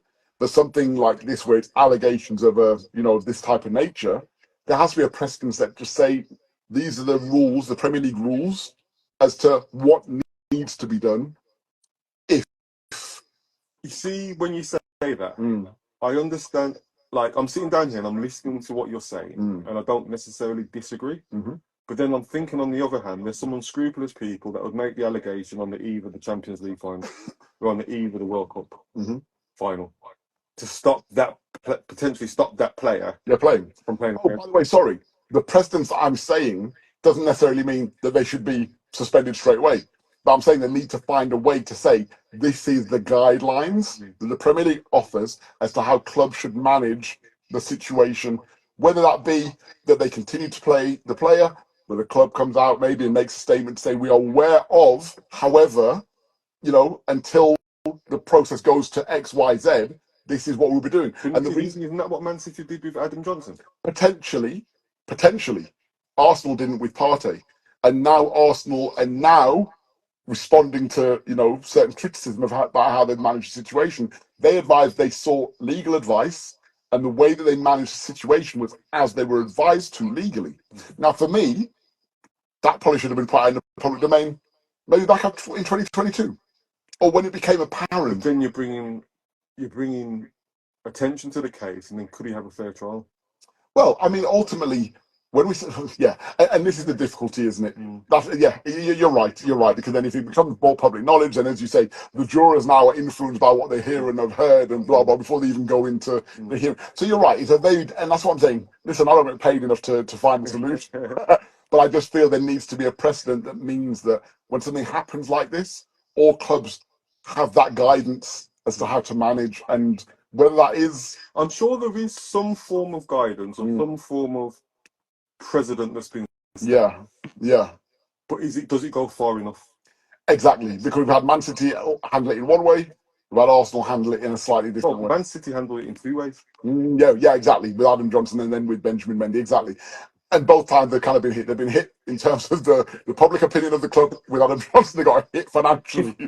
Benjamin Mendy saying, "Hey, you know what I mean." So that's what I mean by the fact that not the clubs need protecting, but it's more around saying this is the standard kind of actions we need to take in a situation like this. So therefore, it's not just left up to the club to try and make the decision as to how to handle that situation. And then therefore, there's no criticism that can come on the club. But ultimately, it is a situation now where, I mean, one of my things is, and we spoke about it when Ivan Toney got caught on camera on that boat saying about how he hates Brentford and this, that, the other, while he was still contracted to Brentford and was still going on to play that season. And we said, I don't know if we spoke about it on air when we spoke about it in our WhatsApp group, but we definitely spoke around the choices that some of the young footballers, I think we had a particular kind of eye on the young black footballers at the time, the choices they are making with the type of women that they are surrounding themselves with. And the fact that they are not doing any real due diligence. These guys are targets, but yet they're doing zero due diligence to say, should I have this person in my close circle here? They've got the world at their feet. They can have anybody next to them pretty much they want. If you go back historically in football, we used to do YTS and you used to sweep out the stadium, and clean the first team's boots, and they'd give you a little bit of some money at Christmas. So give you one of their spare boots, and then you didn't really start earning the money until you got into the first team, and then you established yourself in the first team. You had to play a certain number of games in the first team before you could then renegotiate your contract. But you've got youth team players who will never be full-time professional footballers earning money that means they don't have to work for the rest of their life. Correct. And I think this is where the kind of juxtaposition is. And I think football needs to take a really hard look at itself. What are you creating? If you're giving young people wealth beyond their wildest imagination and wildest dreams, what comes with that wealth? And if they're not grounded and have got stable people around them and people that are advising them correctly, they can go down all kinds of rabbit. Correct. And that's exactly it. Yeah, they've got a lot of power with little control, a lot of power with little guidance. Again, you're seeing young players like when you're under 18, the parents have to go where you're going, and you're seeing all these clubs like Chelsea, Liverpool, Manchester United buying their parents' houses, setting the parents up in business, and then as soon as that young person gets to 18, we're not dealing with your parents. Exactly. The young people are turning their back on their parents. But then what there needs to be in that regard for me then is something that the club provides in terms of education, not just on the pitch, not just football related. I'm sure I would have liked to think that some of the, especially the bigger clubs that probably have more resources, have something in place where they are educating those players. But are they educating them about those type of things, or is it just about how to manage your finances, how to, do press conferences, how to... But then should it be the clubs or should it be the agents that are looking out for their clients? I think both. Anybody who's anybody who's connected to them. I mean, you and I, Wayne, whether we're getting paid by him or not, we'd have a word and say, just choose who you're around a little bit, because that's me and you. But that's what I'm saying. But they have even more of an obligation because of the fact that they're a club asset, and then the agent, you're getting paid by him. He's your client. So then you should already have a natural But then vested interest. if you look at the principles of agents, and you look at some of the agents, I'm not going to name any agents, Yeah. who have been struck off Yeah. because their actions have not been in their client's best interest. Of course. Been in their own financial interest, Yeah. not necessarily in their client's best interest. So again, whether agents, in terms of the regulation around agents, yeah, and it maybe needs to tighten a bit more to say, if you are managing clients under the age of 21, you have a, you have an obligation to provide due care and education or whatever. Sorry, guys, we have overshot a little bit from the air break. We do need to run for a quick break. When we come back, we'll probably carry on this conversation, and then we'll start looking at some of the transfer news, some of the latest transfer news, I'll say. We're not going to go back to Cunha signed for Man United that happened ages ago. So we'll talk about some of the recent transfer news. Stay tuned. So I thought you can talk about something I was interested in. The FM style.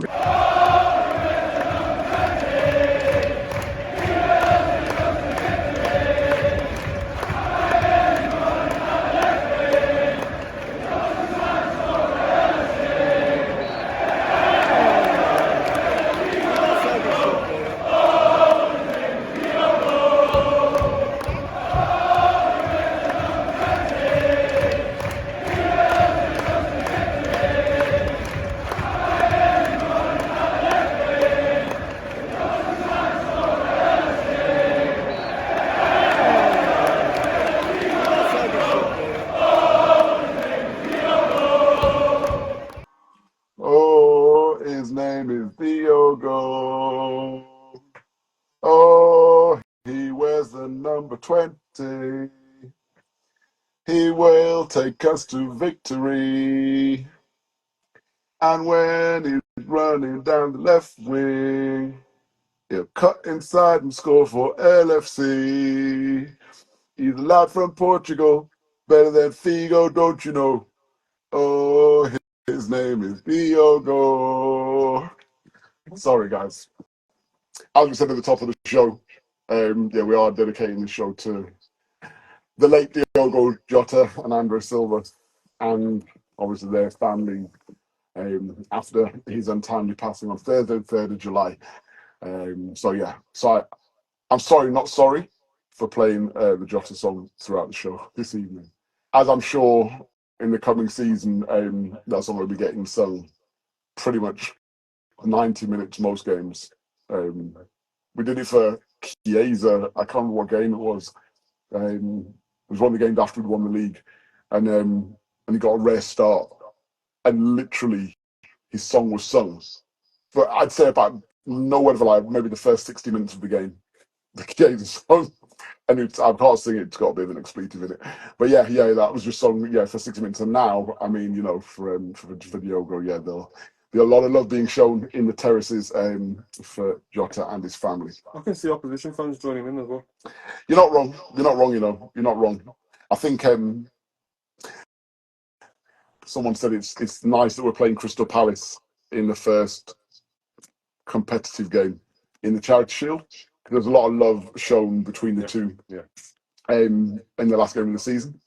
Manchester United fans I've heard saying that they should do something special on the 20th minute when we play them, because of the fact that when Ronaldo lost his son Cristiano Ronaldo and he was at Man United, when they came to Anfield, the whole stadium clapped on 7 minutes or whatever it was to show support. So it's really nice to hear the football community coming together. I've heard Arsenal guys that I go back and forth with constantly, and this, that, the other. And a lot of them have just kind of like been really sensitive to the situation, which is really nice to see. And I think something like this, I saw, very quickly, saw an Arsenal fan state on Twitter, or X, how they used to hate when Jota came to the Emirates because he always scored against them. And she said, what I would give for you to score a bag of goals against us next season. Now, you know what I mean? I wish you could. I'd take that over what's occurred, you know what I mean? So some really touching kind of tributes from inside the club and outside. So, really nice to see everybody coming together on that one. Coolio. All right, very quickly, Wayne. I know you want to talk about it. These Chelsea and Villa fines. Are you kind of like in the know as to what the situation is, though? Do you want me to give you a brief rundown? I did a little bit of research before the show. I did some research before the show. Yeah. I'll take a moment for you to. All right.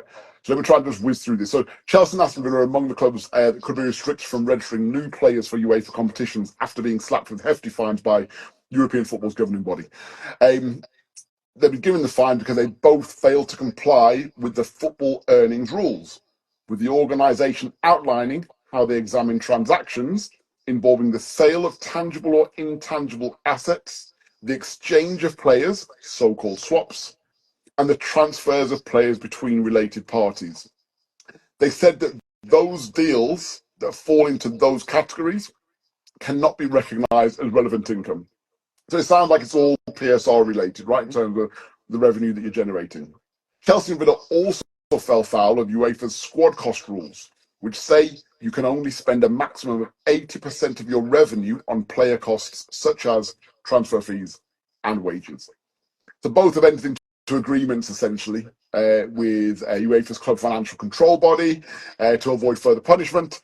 But Chelsea will have to pay a total of £27 million in fines, which could potentially raise to £52 million if they breach their 4-year agreement with the CFCB, whereas Villa have to pay £9.5 million in fines, which could rise to £13 million if they again breach their agreement with the CFCB, and that's within a 3-year plan for Villa.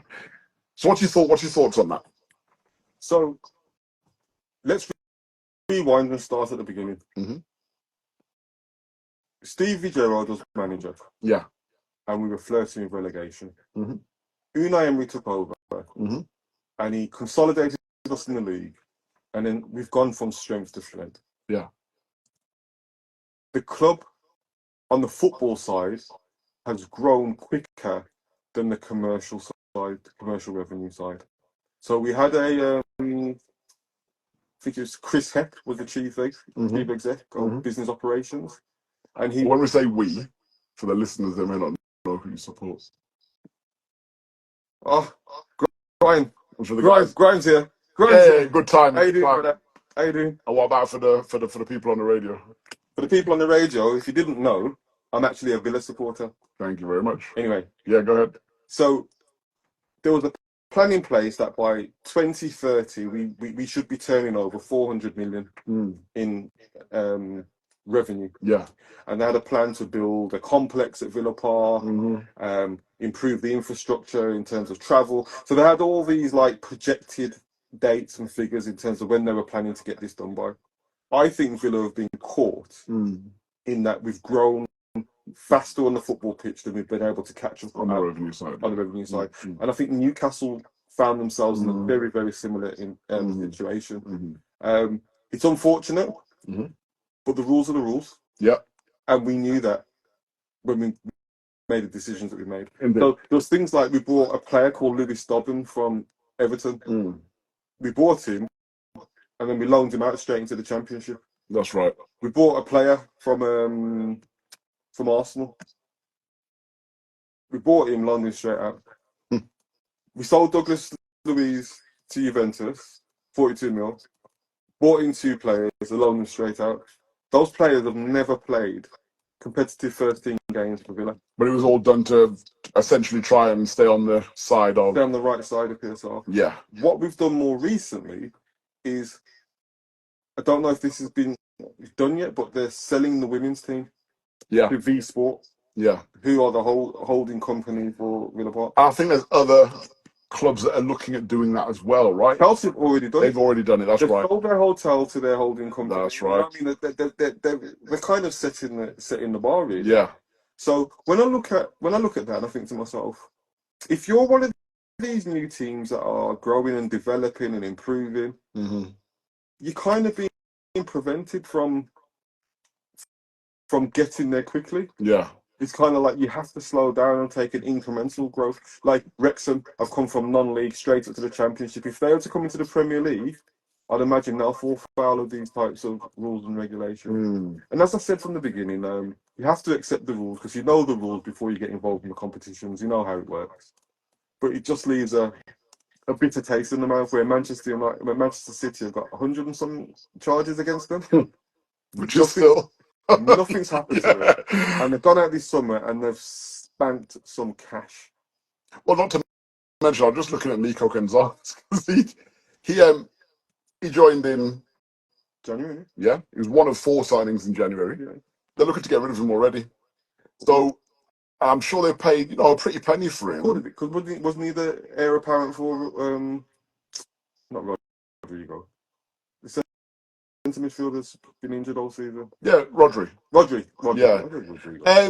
Yeah, exactly. The so-called heir apparent. But then wasn't he asked to play? I'm sure he was asked to play centre back or something in a couple of his first games and made some howlers, which is understandable. You joined a new team, new league, new culture, fairly young, and you're not a centre back, and you're not a centre back. Don't forget it. And you don't look like a centre back. Declan Rice looks like he could be a centre back. So when he started as a centre back, that's what I'm saying. But even as a midfielder, he still looks. His stature looks like a centre back.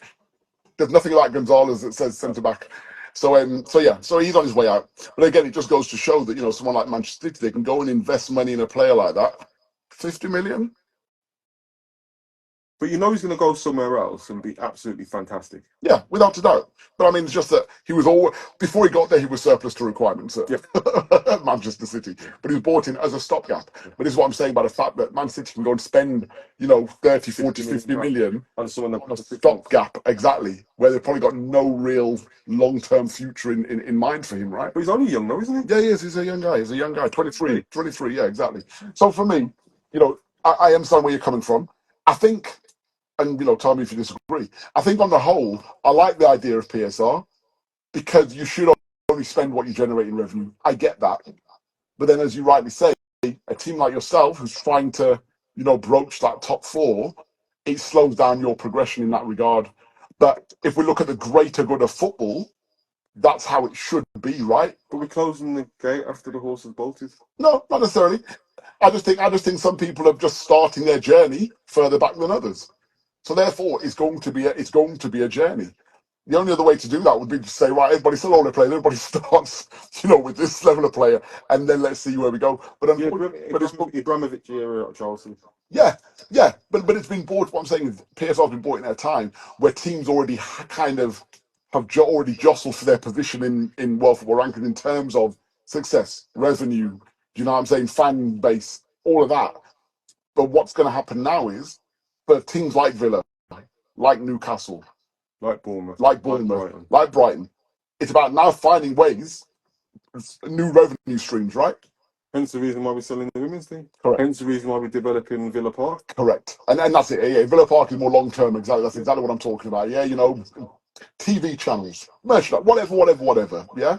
But then at least we're making a club sustainable and we're safeguarding the future of the club. I get that because there have been recent examples of clubs going out of. Liverpool almost went out of existence because of Hicks and Gillett not so long ago. How did you get that high, bro? That's how painful it was. But that's what I'm saying. You've got irresponsible owners who are coming in and plundering the club with debt, and then they're like, all right, later. Well, look at the Glazers at Manchester United. Also, I mean, and you look at some of the scenes last season with Old Trafford and the water coming out of the roof, back in the tea lady. Yeah, but they've still gone out and spent how much millions on Kuna and Breno. Indeed. So we know the money's there, and that's where it kind of leaves a bad taste in the mouth. Because you're saying, sorry. So getting rid of all that stuff, has that really improved your profit and sustainability? Getting rid of the stuff that are probably bringing in less than 400 grand. Oh, sorry, you're probably spending less than 400 grand a year on, maybe for all of that stuff. I mean, I'm just speculating about the figures. Do you know what I mean? But what I'm saying is they're not on, they're not going to be on huge wages. But then they're taking away little privileges like going and watching the team. That's what I'm saying, all these little things. But you know what? Again, for me, different companies have different operating models, right? You can work at a company where they say, we've got a subsidized canteen where, you're going to pay pretty much 50% of what you pay on the high street for your food. You have another company that says, no, we don't do that. If you want to bring your own food, you can bring your food in. It's up to you, but we're not subsidizing anything. It's not worth our while. So, the different companies that work in different ways. Football clubs, we see them as wealthy institutions that shouldn't be penny pinching in that manner. Football has always been for the fans. It's always been for the common people. Yeah. But what you're doing is you're deleting the common people out of it. And I think football will lose its soul. Yeah, are you talking about the staff now? Or are you talking about in relation to the fans? I'm talking Or about all both? of it. Okay, yeah. Because generally the staff at Man United, they're not the millionaires driving the Lamborghini. Correct. The They're not the reason why Man United would be in any financial difficulty. I'd say the reason why is that when you're telling 5-year players don't bother come back for pre-season. Right. Which actually leads us beautifully into that segment. We've only got about 8 minutes left. We want to do That's funny, that. I know, right? Like we never run out of time, do we? We want to do a quick quick whiz around of the transfers. The 5 players that they're saying shouldn't have, basically advise 5 players not to report back to training today. Find alternative. I can't remember the terminology. Have they actually advised them to find alternative clubs or find alternative means of training? There's no official report that's come out of Manchester United to say what they've said. But basically, how it's been reported is that 5 players have been told they're not to come back to pre-season training. To find alternative. And who are those 5 players? We've got Rashford, Ganacho, Anthony, the left back Masala. Malacia. That's right. Was that 4? That's 4. Yeah. I'm trying to think who the 5th one is. Yeah, me too. So I know they let Ericsson go on a free. Johnny Evans has gone, and the contract. Who's the centre back? The Swedish centre back that they had that he was meant to be the next best thing. But yeah, the number 2. Why can't I remember his name? I actually like him. I think he's a decent player. I think he's a decent player. But I know who you mean. I can't remember his name, but I know who you mean. That's really bad.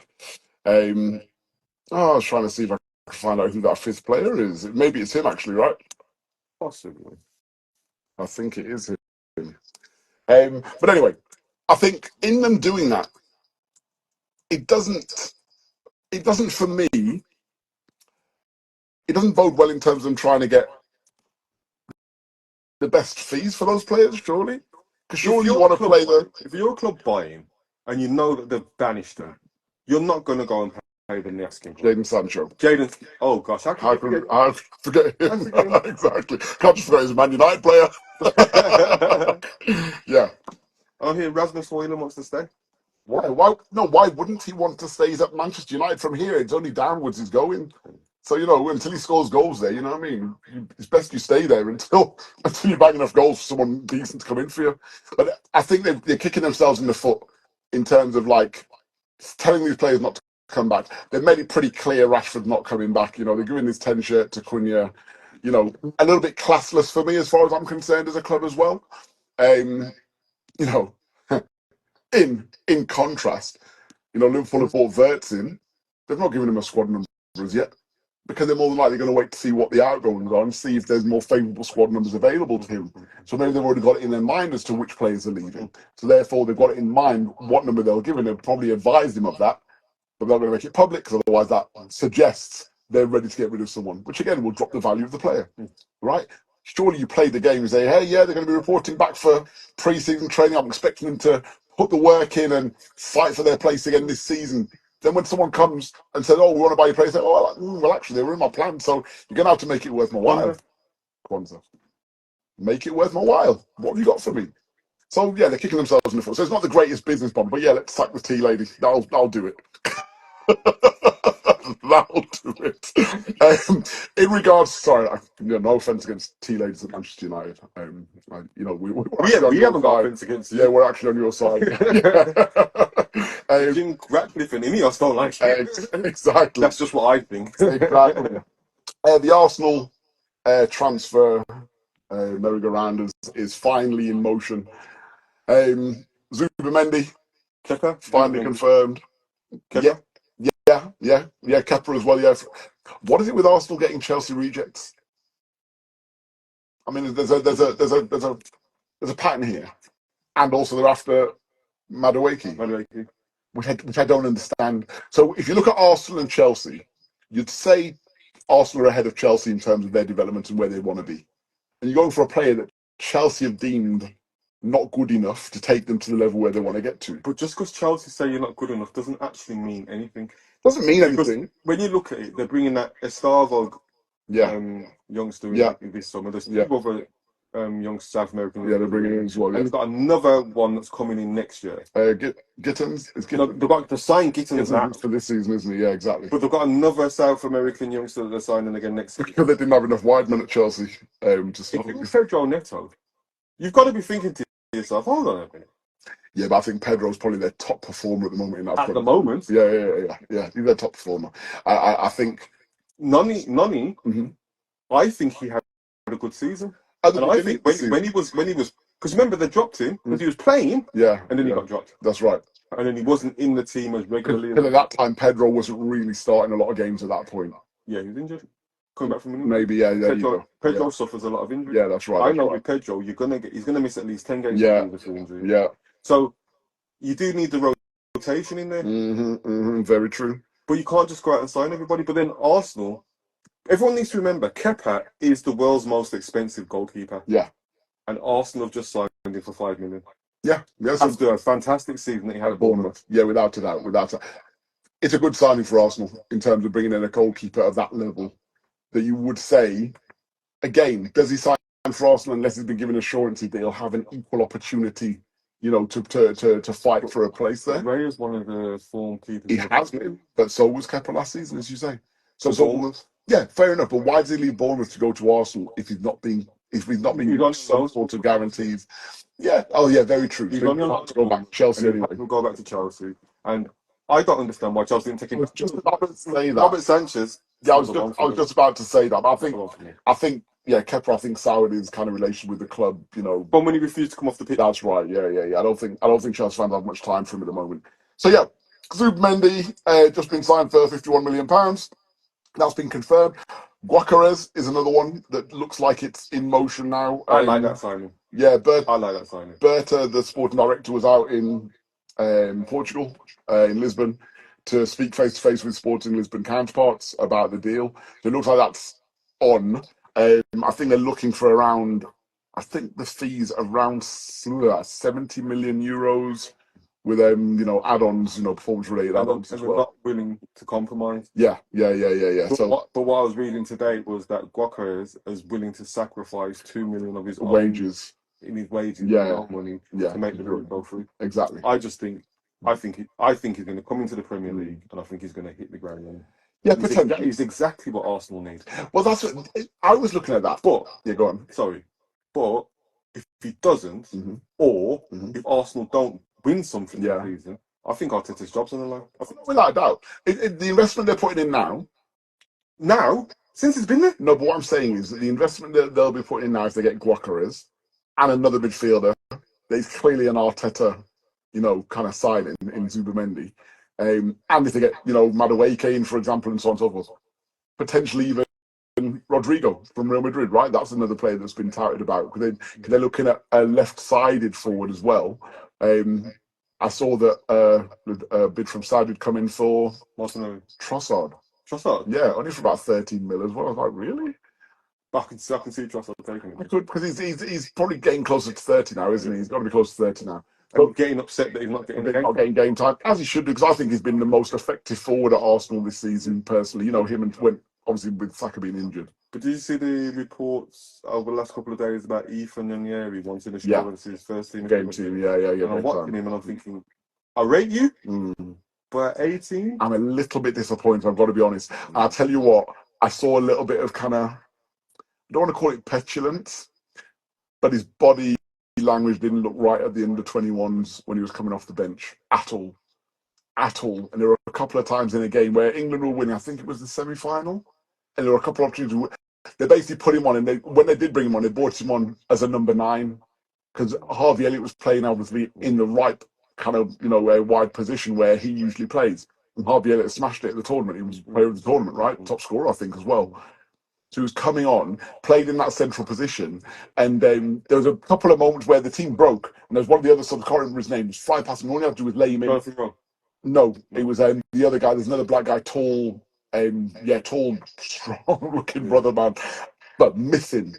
And he made the run, and it was a simple ball for Nathan to put him through. But Nathan, it's almost like he wanted more touch on the ball, like he wanted to show what he could do. Then he ended up losing the ball. And then after the game, when they'd won, he didn't seem like he was really celebrating with the boys. He like most people, I'm sure, probably expected that to be his tournament. He's had a breakout season with Arsenal this season. He's looked like he's more than capable of hanging with that Arsenal squad. So when you go into the under-21s, you almost feel like this is our guy. This is our guy who's going to bring us the tournament, right? Who's going to bring us the trophy. Played some of the early games, I think. Scored, I think, maybe, or assisted in one of the early games. But then Harvey Elliott took over, and yeah, his tournament. It's Harvey Elliott's last tournament. Of course, at that level. Yeah, so 22, 23, yeah. Yeah, but Ethan, he can be at the next one. Of course he can. We know that. But this is where expectations probably been built up. You talk about, clubs growing quicker than the revenue stream. Sometimes expectations grow quicker than, the reality and looking at your surroundings. You're no longer just this one entity. You've got to take into account what's happening around you. In Arsenal, yeah, great. As an under-21 player, yeah, you're the guy. But you're coming into a pool of other very, you know what I mean? National team. Not just great players, but experienced players at under-21 level as well, who've already played 2 or 3 tournaments. Elliot Anderson. Yeah, for Newcastle. Great tournament again. Livramento. Great tournament. Who I wasn't overly impressed with was, I expected, not that I wasn't overly impressed, I expected more from him, was the Man City youngster who was captain. Oh my gosh. Man City youngster. McAtee, thank you very much. Yeah, wasn't overly impressed with his performances. I just expected a little bit more from him. I expected to do like a bit of a Foden, at that level. And I really thought that he'd be kind of head and shoulders above most of that level. Didn't really. I was buzzing for Rowe getting that header. Great crossing from the man. He left. Is it Norwich and he's gone to Marseille? Yeah, that's right. Great crossing from your man Tyler Morton, another Liverpool product, for that goal against Germany, right? Yeah, in the final. Yeah. Congrats to under-21s. I don't think we've had a show since that, actually. So congrats to the under-21s, for winning that tournament as well. And obviously the Lionesses are in action now in the Women's Euros. Do you watch the Women's Euros? Yeah. You do? Okay, cool. I saw them get bullied against France. By France, yeah. I think that's the first time a defending champion at a Women's Euros has lost their opening game as well. It's the first time Wiegman has lost a game at a European Championship. Our European Championship, yeah, exactly. And apparently the ratings for the players on the pitch, I heard was not very complimentary at all. No. I think they gave Wiegman 1, even as a manager or something like that. I think you'll find out with Adrian Durham. Fair enough. Rated them all as 1. What I will say, because I was at the last warm-up game they had before going to the one against Jamaica. Against Jamaica, yeah, exactly. Down Leicester, King Power Stadium. The person I went with, I said to her, usually they'd have these kind of games before a tournament to try and get their confidence up, fill their boots. Everyone banging in goals, you go into the tournament full of confidence. But I think sometimes it could be counterproductive. Because if you're playing a Brazil or an Argentina, someone more competitive or USA in that final game, you're going in with your performance level having to be at peak. Because that's what you had to do in the previous game. Yeah. They had a comfortable, what was it, 7-0? 7-0 against Jamaica. They brought the goals, we brought the vibes. But then the thing that I would say, they had the walkouts just before. So the goalkeeper retired. Yeah. Centre half retired. Yes. Other players have decided they're not going. I just think later on we're going to hear there's been some discontent. Yeah. You're not wrong. They played Lauren James. Yeah. When really was she fit enough to play? Yeah. And then you had is it Hemp? Yeah. That has been lighting it on. That's right. But on the bench. Yeah. Very true. Very quickly, guys, we've got to go. Just a couple of other different transfer topics. So Arsenal have also let go of Tomiyasu. They've terminated his contract. He's still injured, so I think that's a very long-term injury. So I think they've just cut their losses. Mutual consent, they've terminated that contract. I like him. Me too. Kudos from West Ham to Spurs. And apparently he only wants Spurs. I've never heard someone say that before. I only want Spurs. That's what you're saying. If Man United or Arsenal or Liverpool come in, Did you hear him say that? That's very true. No. It's a good point. Allegedly. Allegedly said he only wants Spurs. He's been the first person to ever say that, I'm sure. Other than Spurs fans that will never get asked to join him. Grealish allegedly being shown the door at Manchester City as well, apparently. Allegedly? Well, when I say allegedly, Pep hasn't actually come out and said he can leave. But I think they're saying... Everything else more. I think they're saying they'll listen to offers 40 mil upwards for him. I said... As a Liverpool man, with speculation around Diaz rife, there've been reports today that Bayern have probably or have, I think it's Build, have agreed personal terms with Luis Diaz.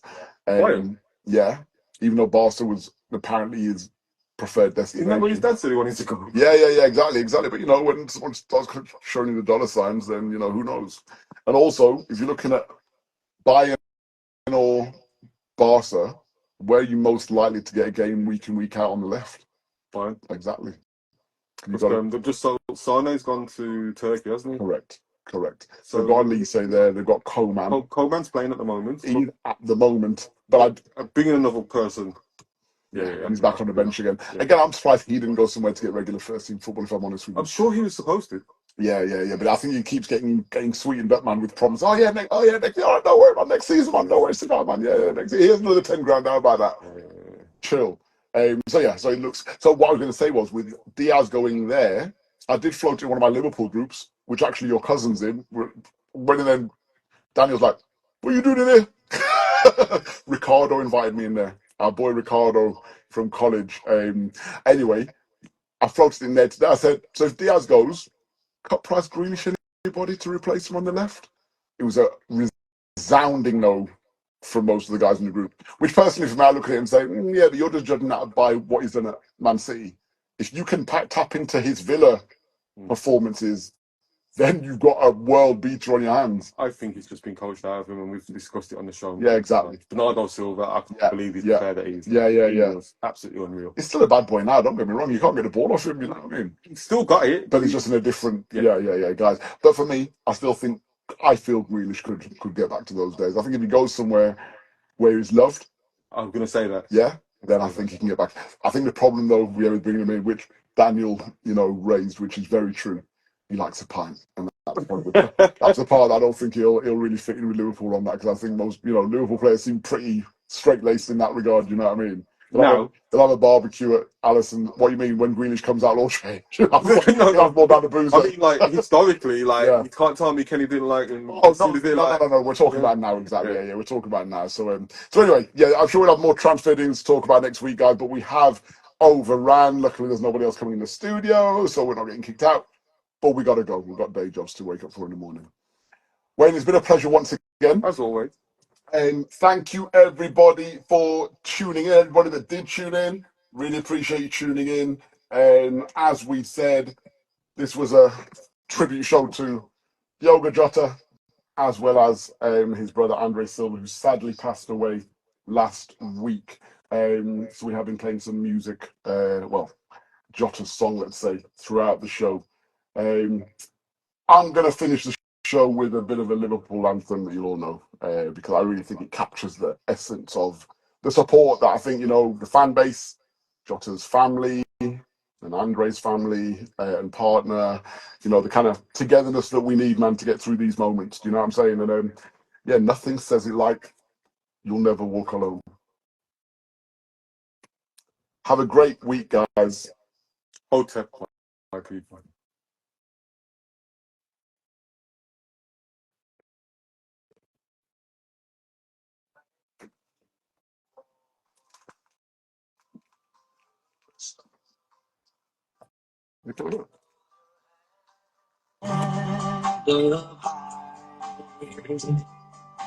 And bones, be afraid of the dark. I know you know the worst way. I'll be out.